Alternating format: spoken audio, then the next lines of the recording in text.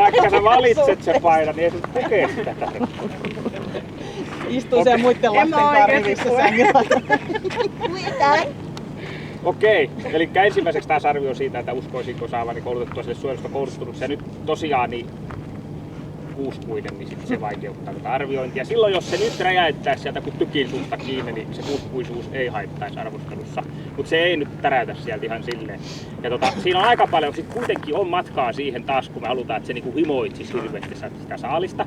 Ja vaikka mä sanon, että mä vähän voin yrittää ennustella ja kaikkea, niin mä en niin iso pelivaraa mä en siihen laskisi. Eli mä sanoisin, että mä en saisi sille koulutettua. Mä laitan sen viettitason pikkusen punaiselle. Ja miksi tällä koiralla menee viettitaso punaiselle, kun sitten taas toisella, eli täällä on vähän sama käyttäytymistä kuin nyt nämä kahdella ensimmäisellä, eli kun ottaa kiinni, niin se ei ota heti tiukkaa, sitten tuossa tyynystä, niin se ei oikein pysy niinku ollenkaan. Mutta tällä se näkyy silleen, että tuossa oli noin 2 koiraa, mitkä on enemmän niinku siinä, että se viettitaso alkaa olla, että ne rupeaa kyttää ja vähän intensiivisemmin. Tällä oli se tavallaan se saalistaminen jo vähän sellaista unisempaa, nyt kun se välillä niinku käveli siihen perään ja hetkittäin innostui. Että siihen tavallaan siihen sen innostukseen nähden, niin se puri jopa kovaa. Et sitten kun ajattelin, että se oli sellaisessa tilassa, että se ei ollut hirveästi tavoittelemista, että saisit köydestä kiinni, se otti jossain kohtaa ihan tiukasti kiinni. Sen takia mä en näe sitä puruotetta siinä päällimmäisenä. Eli kun mä tiedän, että mä yritän tässä erotella sellaisia asioita, että miksi on puruote viettitaso sit erikseen, vaikka nyt käy käsikädessä, niin on sellaisia koiria, mitkä on niinku periaatteessa hirveän niinku ilmentää suurtakin sykettä. Mä oon tällaisia tavannut.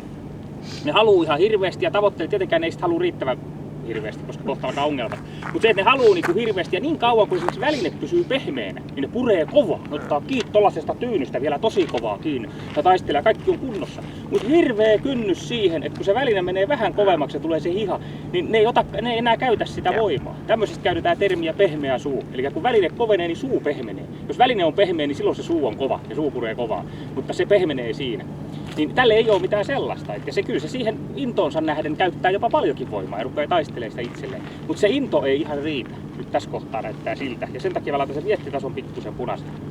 Saaliskäyttäytyminen, sekin silleen orastavasti, se on pentu, se kehittyy vielä, silleen orastavasti esittää näitä, eli se vähän niin kuin tavoittelee sitä saalista, mutta se on vähän ajoittaista, eli se tulee sitten tauko, että se välillä vähän katteleekin muualle. Taas palasissa se sitä se esittää sitä hyökkäystä, että se ottaa kiinni, purua se esittelee ja sitten se kantelee sitä. Mutta esimerkiksi siinä, kun jos koira ihan saalisvietin vallassa kantaa sitä saalista, niin se puree sitä kovaa, tiukkaa ja omii sen itselleen ja se näkee sen koko olemuksesta. Niin tää kantaa sitä vähän niin kuin mitä tahansa esinettä tyytyväisenä. Eli sekään ei ole ihan ilmennä sellaista niin kuin saaliskäyttäytymistä, se kantaa. Mutta sillä on nämä kaikki palikat siellä ehdottomasti. Laitan saaliskäyttäytymisen keltaisen.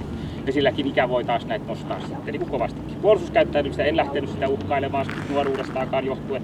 Puruotteen laitoin tosiaan keltaiselle, koska se käyttää siinä riittävästi voimaa. Hirveästi en nähnyt nyt esimerkiksi sen taipumusta syvään otteeseen, mutta tuossa tyynyssä se kävi siinä niin kuin hakemassa, niin ei se siinä ollut ottamassa heti koko suulla. Se oli sellaisia puolen suun kokeiluja, millä se otti kiinni.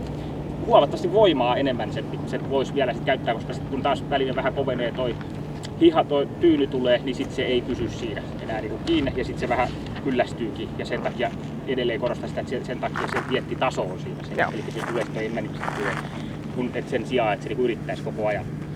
Se, missä minkä laitoin ihan kirkkaasti tänne vihreälle, niin on sitten toimintakyky, että reipashan se on. Ja siinä, missä mä huudan, niin siitä se kuuntelee, mutta se ei millään lailla niin muuta sen käyttäytymistä. Eli taas kun tullaan se köyvenpätkän kanssa, ja sitten tulee sen köyvenpätkän kanssa. Sillä ei jää mitään sellaista, tai mä vähän koskettelen tai tee jotain, niin ei minkäänlaista kynnystä. Eli sen toimintakyvyn osalta sillä niin tuskin olisi mitään ongelmaa, varsinkin kun toimintakyky viettitason noustessa toimintakyky yleensä paranee niin tämmöisessä asiassa, koska se innostuu lisää. Aivan. Niin se ei ole vielä hirveästi innostunut, mutta silti se kestää mun häirinnät.